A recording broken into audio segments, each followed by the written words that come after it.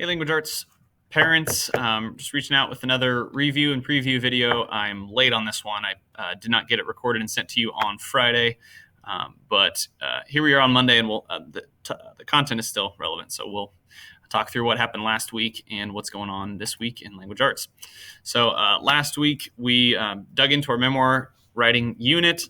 We went through the brainstorming and drafting process, and so on Friday, you can see here they turned in their first. Is like I called it a final rough draft. So essentially, something that they have been working on for a couple days, but not nearly at the point where they can call it complete or finished. And we still have a lot to do when it comes to memoir. There's a lot I still have to teach them. So I just wanted to see their first evidence of what they've been able to accomplish and take away from our unit so far. So that was due on Friday at the end of class. I've been grading through those today and been liking what I'm seeing. I'll talk about the grading scale in just a minute, but I've been liking what I have been seeing, and I'm excited to push them and continue working with those. We read some mentor texts last week as well from a variety of different sources, some expert writers. That's where we can usually get most of our writing strategies, tips, and tricks is from the pros, the people who do it for a living, the people who've made a lot of money doing it. And so that's where we usually go in our writing units, is those expert sources. So you can ask your students. They should have 2 packets with them, one left over from our 9/11 unit that has some memoir writing pieces in it specific to that event, and also just a general memoir packet with some different ones in it. The other things to talk about from last week was Lexia. They got their first full week in on Lexia, which is our software for grammar and word choice comprehension. A lot of those things that that we do in class, but we don't necessarily devote individual and specific time to them. Lexia is covering that base for us so that we can devote more time to things like writing and reading workshop, kind of our bigger picture things. So with Lexia, each student is assigned a certain amount of minutes per week. It's typically over 100 minutes a week, so it is substantial. And this is our kind of a trial year for it. They've done some of it in Titan Hill, so they're a little bit familiar, but this is our first time doing it at the middle school. So I'm eager to hear feedback from at least the first few weeks, and especially the first full semester that we do it. But they have at least 100 minutes a week, and they should be accomplishing that in seminar and in language arts class. I'm trying to make sure that I devote enough time to it, although sometimes we run out of enough time to be able to do it in language arts class. Our current guidance is that they are not supposed to complete it at home, just to ensure that they are doing it independently and without any sort of support from home, because we don't want the data to be skewed if they're receiving support on it at home. And so it is supposed to be done at school. But after this week, maybe next week, if we realize that that's just not happening, we'll go back to the drawing board and see if there's some ways that they can finish those minutes at home. But right now, they are going to be receiving a homework grade for accomplishing their Lexia each week, because that shows that they're keeping up with it. All right, then preview. So this week, what we started with today, we're starting into our bend 2, or kind of our second round of the unit. And in this bend, we add depth and meaning to our stories. We're really looking at editing and revising our first story and starting to draft our second one. So as I was talking through their first stories today, the ones that I've read and graded so far, I told them that some stories, the common errors I was seeing is that they didn't really have a theme to them or a purpose or relevance. It was just a fun story. This is something fun that happened to me, but it doesn't necessarily tell me more about them. So that's where I want them to go as they revise and think about their second story, is what do these moments tell us about them as people? So thinking back, we did what was called the 16 personality assessment.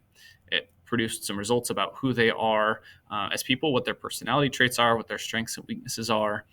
And so from those results, we tried to focus in on, okay, what are some moments that demonstrate that personality? So that's where we're at today. We read another mentor expert text today, gave them a little bit of writing time. We went to the library today, so they got a chance to check out a book. Everybody should have one. Hopefully continuing to read 20 minutes a night outside of school. And then I put Lexia on there again for this week. Like I said, we had one full week of it last week. I think this is the week that I really want them to get serious with it and hit their goals. I will collect that homework grade. I'm going to jump to the last thing on my other list while I'm on that topic. When you're in the grade book, I want to clarify what the language is that I go off of. So the language that the school has articulated is what I rely very heavily on. And that is that a B is grade level proficiency based on our standards. And so a B is a good thing. I know that's maybe not a traditional concept. It's not a traditional concept for me, but it is one that we go off of as a school. So B is grade level proficiency. It's not a bad thing to be a straight B student. It means you're doing what you're supposed to do. And A is advanced or beyond proficiency. So they're doing even more than what the standards require them to do. They're picking up on the things that I teach them and that they're seeing in their mentor texts that are beyond that grade level proficiency. And the most important one that I get the most questions on is a C. So a C means that they are approaching proficiency. Approaching proficiency is also not a bad thing. It is not a bad thing to see multiple C's in the gradebook, because that does mean that they're doing what they're supposed to do, but they're just not perfect at it yet. They're not great at it yet. And so we want to get there, but through a unit, I fully expect that students are approaching proficiency. If all students were proficient at the beginning of a unit, then there'd be necessarily no point in teaching that unit. We would move on. And so if you see C's in the grade book like I do, then that's just kind of basic normal expectation that students are getting to where they're supposed to be, but they're just not quite there yet. And we have things to work on. So that's grading scale. I talked about that in class today. We are trying to push out as many videos as possible for kids who are absent, who miss multiple days. And so those will be posted on Classroom. Feel free to reach out if you think you need more support. All 3 8th grade language arts teachers are filming videos at different times. And so maybe there's another teacher who has even an additional video that could be helpful on a certain kind of content. So please let me know. I think that those are a great way to stay up to speed. And then last thing is our end of class procedure. I talked to them last week about not packing up early, told them that they're missing things. I have a lot of kids who aren't writing down what their homework is for the night or for the weekend, and I have a lot of kids not completing their homework. I do give them something to work on almost every single day. Sometimes those things are very short, very small, but I do want them developing those habits of accomplishing homework, and there's just not enough time in class to do everything we need to do. So I expect that they are doing at least something at home.